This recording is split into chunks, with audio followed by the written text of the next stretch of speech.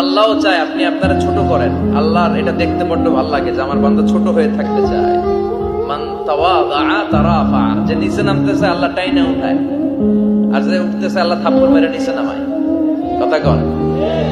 মুসা আলাইহিস সালাম, সহিহ বুখারীর বর্ণনা, বনি ইসরাইলের লোকদের মাঝে ওয়াজ করতেছিলেন, এরকম নসিহত করছিলেন। তো একজন দাঁড়িয়ে বলল, ইয়া নবী আল্লাহ মুসা, মান আ'লামুন নাস ফিল আরদ। হে মুসা নবী, জানতে বড় মনে চায় বর্তমান পৃথিবীর সবচেয়ে বড় জ্ঞানী কে? মুসা আলাইহিস সালাম কয় আমি। মুসা আলাইহিস সালাম কি বললেন? আনা। আসলে কথাটা ঠিক। আল্লাহ যখন যে নবীকে পৃথিবীতে পাঠায় তখন তাকে সবচেয়ে বেশি জ্ঞান দিয়ে পাঠায়, সেই হিসেবে ঠিকই উনি সবচেয়ে জ্ঞানী।